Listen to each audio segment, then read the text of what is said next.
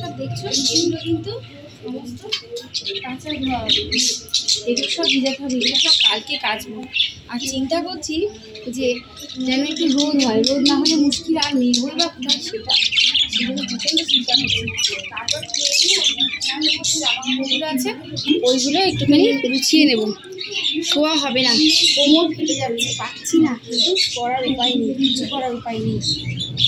সব কাজ করে নিয়ে তারপরে মানে আমি যদি আমি শুয়ে পড়ি না আর উঠতে পারবো না, সেই জন্য পিছনে কাজ তাড়া করে বেড়াবে, সেই কারণে আগে কাজ করে তারপরে শুয়ে। আর এখন এই ফলটা দিতে যাবো শ্বশুরমশাইকে, বাবাকে দিতে যাবো, বাবা ফলটা দিবে, বাবাকে ভাত খাওয়া হয়ে গেছে, সুস্থ হয়ে গেছে, এবার রিজকে দিয়ে বলবো বাবা ফলটা দিয়ে। তাহলে ভিডিওটা আজকের মতো এখানে শেষ করছি, সকলে ভালো থাকবে, সুস্থ থাকবে, আর নিজের শরীরে যত্ন অবশ্যই দেখা নেবে। আর দেখা হচ্ছে আর একটা ভিডিওর সাথে। এখন বাজে ঘড়িতে 3:10, অনেকটাই দেরি হয়ে গেল। কি করব, একা হাতে সংসার, কাঁচা ধোয়া, সকলে রান্না বান্না, তাদের খাওয়ানো ধাওয়ানো, ঘর গোছানো, এসব করে তারপর বসি। আর এখন কেটে নিয়েছি ফল, এখানে আছে আপেল, মৌসুমি লেবু, আর আছে নাশপাতি, এগুলো সবাইকে এবার ভাগযোগ করে দিতে হবে। চলো, আর একটা নতুন দিনে নতুন ভিডিওর সাথে চলে এসেছি। আজকে আমাদের সেই কামানিতে চলে এসেছি, আর একটুখানি কিন্তু বৃষ্টি ছিটে ফোটা দিয়ে গেল, তারপর আবার ঝলমলিয়ে রোদ হয়ে গেছে। কিন্তু চিন্তা করছি ঘাটে কী করে কাজ করবো, যদিও ঘাটে একটা তাঁবু টাঙানোর ব্যবস্থা ছোটোখাটো করে করা হয়েছে। আর এই ব্যাগপত্র গোছানো হয়ে গেছে, ঘাটে যাওয়ার সমস্ত ব্যাগপত্র এইসব নিয়ে এখন যাব। মা বাবা আসছে, বন্ধু যাবে, আর একজন বন্ধু যাবে, মানে আমার হাজবেন্ডের বন্ধু যাবে সাথে, তাই এইসব নিয়ে যাব। আর শ্বশুরমশাইকে বাড়িতে চান করে দিয়েছি, নখ কাটা চুল কাটা সব কিছু কমপ্লিট করে দিয়ে যাচ্ছি। চলো ভাতে দিয়ে বাকি কথা হবে। ভাদ্রমাসে শুক্লপক্ষে নবমমান দেব শিবগোত্রস্য শ্রীমান কুমান্নাম দেব শর্মা হরা শ্রী হরি।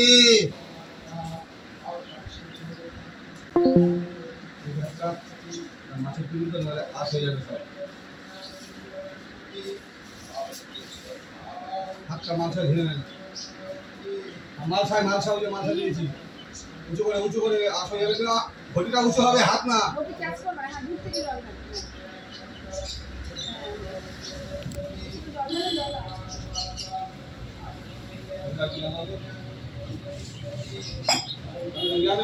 মাছের কাজ হলো, কষ্ট হলে আশ হয়ে যাবে।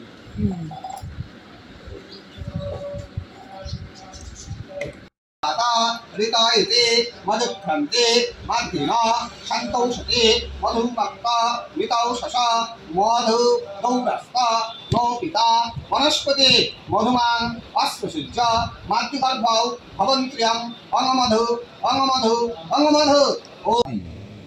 ইতে গন্ধপুষ্পে ওং কুং সোমমণ্ডলায় ষোড়শ কলাতমনে নমঃ জলে দিন। ইতে গন্ধপুষ্পে ওং মং বহ্নি মণ্ডলায় দশ কলাতমনে নমঃ জলে দিন। পুষ্পটাকে জলের মধ্যে ধরুন, মাত্রা ছাড়া ব আঁকুন আর মন্ত্র বলুন।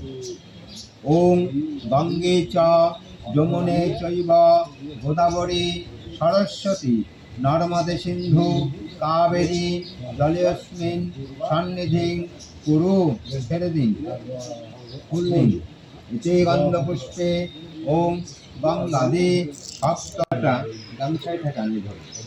ওং বিষ্ণু পুণ্ডরীকাক্ষং পুনাতু জলে কুল ধরুন, বাঁ হাতটা গামছার উপরে রাখুন, বলুন বিষ্ণু বিষ্ণুরং তৎসৎ অদ্য ভাদ্রিমাসি সিংহ রাশিস্থে ভাস্করে শুক্লে পক্ষে নবমমান তিথৌ শিবগোত্র শ্রীমান। আপনার নাম বলুন। দেব শর্মা শিবগোত্রায়া মৃতায়া মাতু। মায়ের নাম বলুন।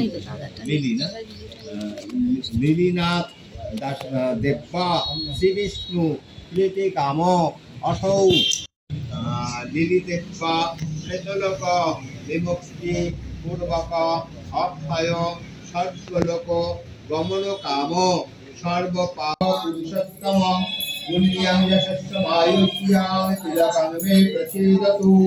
ॐ कान्तिं लक्ष्मीं देवीं सक्षं सौभाग्यमतुलं मम ददातु चन्दनं नित्यं सततं हरयम्याम्। ॐ भूर्भुवस्सुः तत्सवितुर्वरेण्यं भर्गदेवस्य धीमहि धियो न प्रचोदयात्।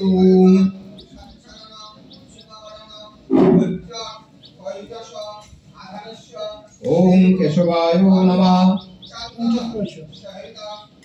ओम नारायणाय नमः। ओम माधव। ओम शांत देवीरा श्री शांत भवतु श्री संयरवि श्रवन्तुना।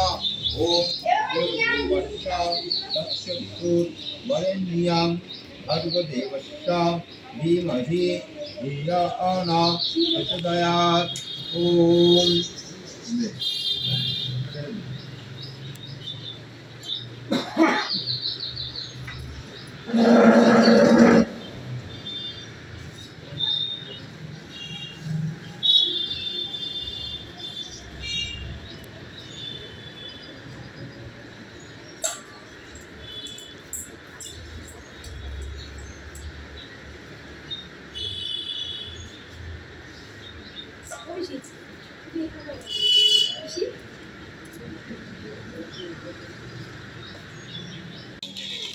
এই এত দিন যে নানা রকম নিয়ম কানুনের মধ্যে চলছিলাম,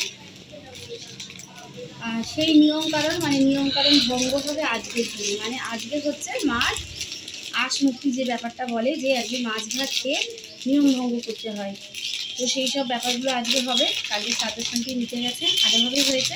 তবে আজকে আকাশটা বারে মেঘ করে আসছে, মেঘ কিন্তু ভয় দেখাচ্ছে, জানি না শেষ পর্যন্ত কী পরিস্থিতি দাঁড়াবে। আর আমি পরে নিয়েছি এই একটা জামদানি শাড়ি, আর কর্তা বলবে এই পাঞ্জাবিটা।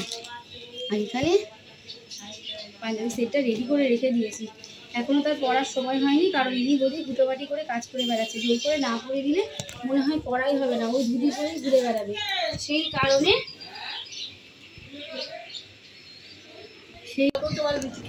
আর এই যে এখানে মা এসছে, এই যে মা আর পিসি ননদ আর বৌদিতে গল্প করছে। অনেক দিন বাদে একসাথে হয়েছে, সেই ঠাকমা মারা গেছিলো আজ থেকে প্রায় 4 বছর আগে, আর তারপর থেকে আর দেখা সাক্ষাৎ হয়নি। আর এই আমার বাড়ি শাশুড়ির কাছে এসছে, আরও আত্মীয় স্বজনরা অনেকেই আসছে।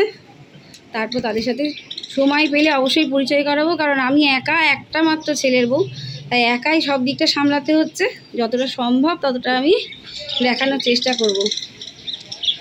এটা আমার পিসি আমাকে কিন্তু খুব ভালোবাসে, তাই পিসির শরীর তাই না। আর পিসি শরীর খারাপ থাকা সত্ত্বেও কিন্তু অনেকটা দূর থেকে কলকাতা থেকে ছুটে এসেছে আমার এই শ্বশুর বাড়িতে। আমার বিয়ের সময় এসেছিলো, আর এই এলো আমার বাড়িতে।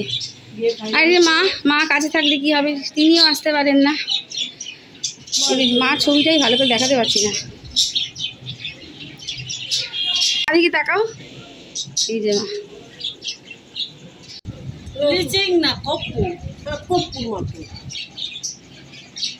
আর এই যে আমার পাখিগুলো সকালবেলায় সবার আগে খেয়াল থাকবে না বলে আমার কর্তা এদেরকে খাবার দিয়ে দিয়েছে,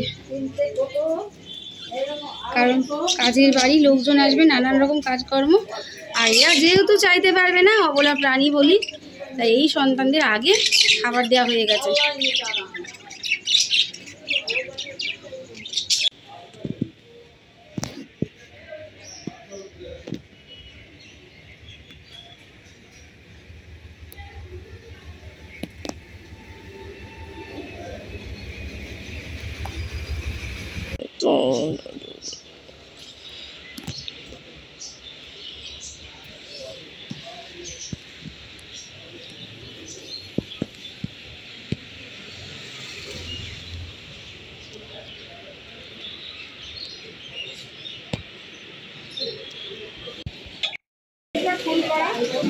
কারণ আমাকে যে কথা বলেছে আমার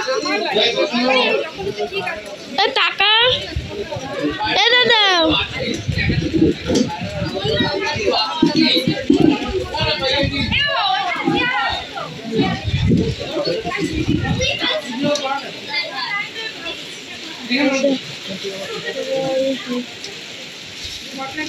দেখাচ্ছিল।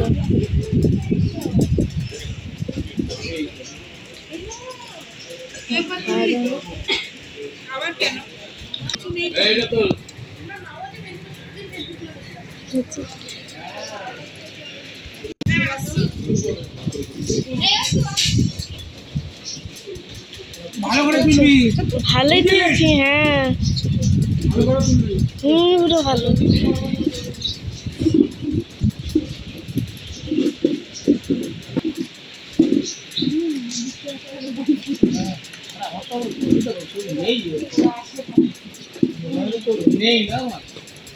কেউ নেই জানো,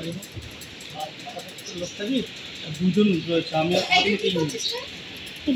মা সার্বশান্তি, মা তো চলে গেছেন। সার্বশান্তি সমস্ত ক্রিয়াকর্মের কাজ শেষ হয়ে গেছে, কিন্তু সার্বশান্তি যেদিন চলছিল সেদিন প্রচণ্ডভাবে টায়ার্ড ছিলাম, কারণ একা হাতে সমস্ত দিক লাফিয়ে ঝাঁপিয়ে সামাল দিতে হচ্ছিল আমাকে, কারণ পাশে আর কেউ ছিল না।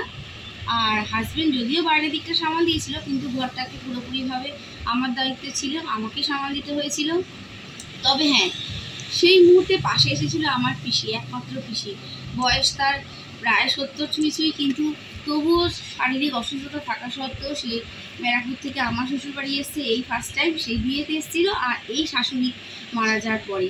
তো যেহেতু আমাকে খুব ভালোবাসে আমার একাকিত্ব কাটানোর জন্য, আর অবশ্যই বলবো যে মানুষ অর্থ দিয়ে টাকা পয়সা দিয়ে সাহায্য না করুক, মানুষ যদি বিপদের সময় মানুষের পাশে এসে দাঁড়ায় না, তাহলে মানুষ একটা মনে বল পায়, সাহস পায় বলে আমি মনে করি। টাকার থেকেও এই মনের বলটা আমার মনে হয় সবার আগে বেশি দরকার। এই সময় মানসিক শান্তি আর মনের বল অবশ্যই দরকার বিপদের সময়, তাই তো? টাকা তো সবসময় দরকার আমাদের, তবে তার আগে অবশ্যই মনের বল, সাহস এইটুকু দরকার থাকে। পাশে যদি কেউ আসে না, সেইটুকু সাহস আমরা পেয়ে থাকি।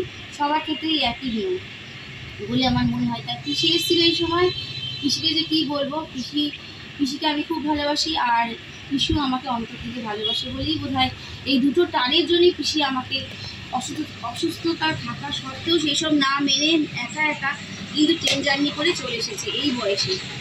তো যাই হোক, সেই গল্পটা শেষ হয়ে গেছে। শাশুড়ি মা চলে গেলেন, আজকে প্রায় আমরা 15টা দিন পার করে এসেছি। আর বারে বারেই মনে হয় মা যেখানেই থাকুন না কেন যেন শান্তিতে থাকে, ভালো থাকে।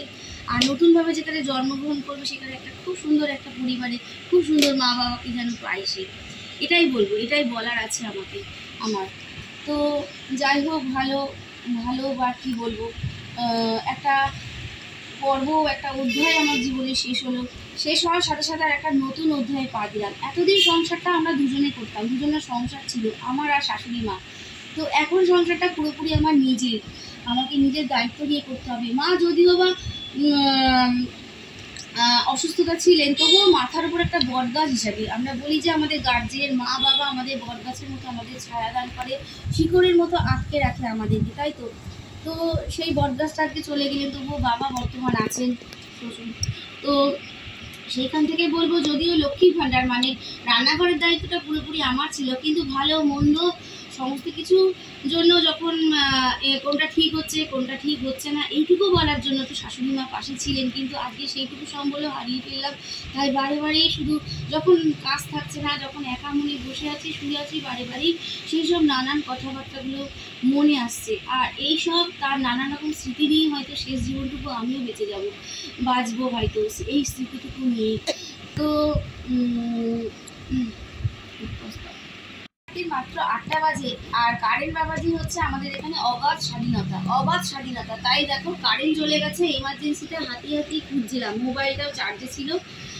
আর এই সময় কারেন্ট যাওয়া মানে আমার একটু মানে যেহেতু শাশুড়ি মা চলে গেছেন, বাড়িটা একটু ধমধমা, কিন্তু জানি না হয়তো শাশুড়ি মার আশীর্বাদ বা ভগবান পাশে আছে বলে না, নিজু করতে গেছে, বড় ছেলে জিমে গেছে, কর্তাও বেরিয়েছে, শ্বশুরমশাই একা একা ঘরে নিচে। তো কারেন্ট যাওয়ার সময় যে গা ভারী ব্যাপারটা, একেবারে পুরো অন্ধকার হয়ে গেল, মানে সেই মুহূর্তের জন্য আমার একবারও কিন্তু গা ভারী হয়নি। মানে জানি না, এটা হয়তো মার আশীর্বাদ, ভগবান পাশে থাকার জন্য। আমি যদিও একটু ভয় পাই, ভীতু, কিন্তু জানি না এই শক্তিটা কোথা থেকে পেলাম। হাতে ঠিক এমার্জেন্সিটা বার করে নিয়েছি, তারপরের মুহূর্তেই নিজু চলে এসছে, ওর বাবাও চলে এসেছে। এই যে এই সাহসগুলো মনে হয় আমাদের বড়দের আশীর্বাদ বা ভগবান পাশে থাকলেই বোধহয় হয়। এই মনোবলটা মনে হয় তাদের আশীর্বাদের জন্যই আমরা পেয়ে থাকি। জানি না কি করে এই অন্ধকারের মধ্যেও আমি একটুও ভয় পাইনি, বিশ্বাস করে একটুও ভয় পাইনি, যে একটা সেকেন্ডের জন্য ভয় পাইনি।